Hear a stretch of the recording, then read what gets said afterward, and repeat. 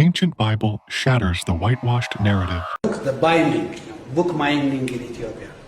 The cover, wooden board cover, as you see. Everything is made at home.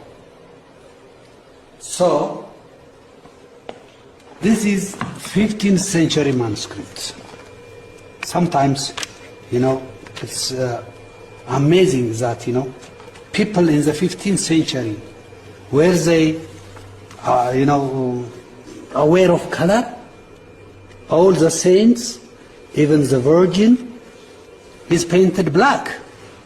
Even today, you don't find such paintings in churches.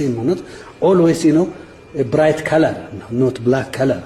So it has to be studied very well. This type of documents. Look, even the evangelist. This is Matthew.